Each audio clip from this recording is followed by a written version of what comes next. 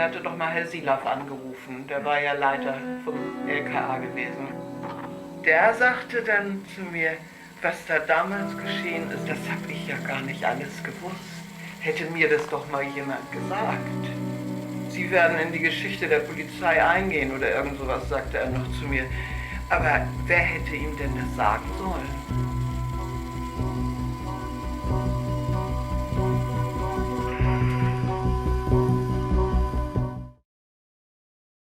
Fascinating, intriguing,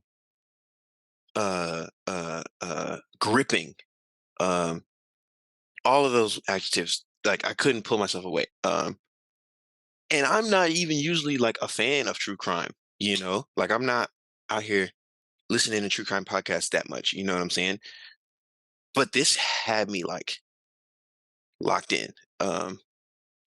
And I always say the great is, a documentary rise and dies on the subject matter. And I mean, and I guess that's why true crime works as a genre is because it's inherently like the sadisticness, but also the like two sides of bro, and also the way that like imagining yourself in those situations or whatever, like it's whatever it is, like it's fascinating. And I think y'all picked a fascinating subject matter and told it in a fascinating way with the different perspectives and the interviews and the reenactments and mixed with the actual like footage.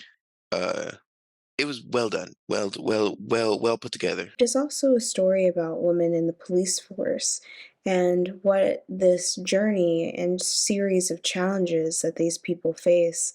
In the beginning, this is, earlier times, 70s, and, we have our lead character who was one in five women who broke off to be part of homicide, and then we find that, you know, she goes through challenges and experiences of what it's like to be in a male dominated industry and have everybody leave you during lunchtime and have you having to fend for the whole office to yourself on your first day when I think you've only been there for an hour. Um, they do a really good little bookend moment within the film as they introduce us to the series of crimes of uh, this gentleman. The B-roll and the supporting footage of this documentary is a little bit more gruesome than I feel like I've seen in current times. Here, this is another defined layer that we get to see. We get to see actual crime footage. We get to see actual crime photos of us diving into um, death and homicidal crimes that follow within that. So it's a really eye-opening experience, and it's definitely, you can tell that this uh, is a story that took its time in being told as far as the archival footage being used. I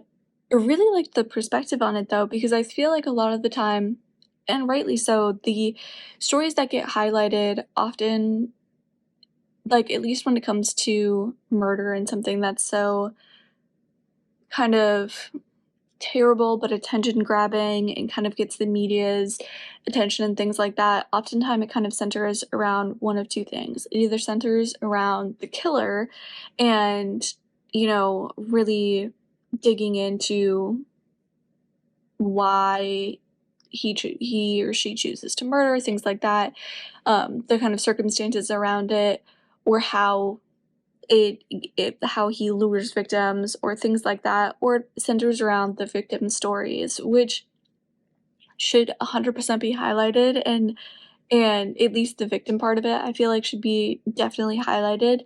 But I thought that this was a really interesting perspective on also highlighting someone that didn't give up on the case, that took the extra step with the victims, that really kind of, it just didn't leave her, and really pushed for answers, for closure, for the families, and trying to really figure out what happened apart from the actual details of the story itself, highlighting how much recognition really does matter to people, and how much, like, it even was said that, like, she wasn't interested in the press or anything like that, but she was just interested in more the respect of her colleagues and getting recognized for the work that she had done. I love the visual style of it. It feels like watching one of those film noir, crime-inspired,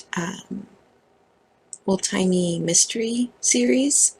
And the way that the events unfold with the replacement acting, the footage, everything, the voiceovers, and the way the information is revealed, and also the other societal factors that the characters are facing, makes for a really compelling story that held my attention throughout. Just takes us through this journey really step by step, takes its time, just excellent pacing overall, and just the direction and the editing, the just sort of like the seamlessness of it all. We have all this, vintage or archival footage, and then these dramatizations, and it's clear which is which, but there was a lot of attention to just making it feel very cohesive, and I think they do it just excellently. Everything, even just all the visuals, the type on screen, and just how it was treated. Everything just really had a good artistic sensibility, and just an overall, just a keen filmmaking sensibility to bring this to the screen and make it as compelling as it was. They say that truth is stranger than fiction, and this film proves that. The facts of the real case were so fascinating. I loved how the story unfolded without giving anything away at first. I totally admired Marianne and also the makers of this film, showing years later how brilliant she was in this investigation, when so many of her male colleagues did not seem to take her seriously.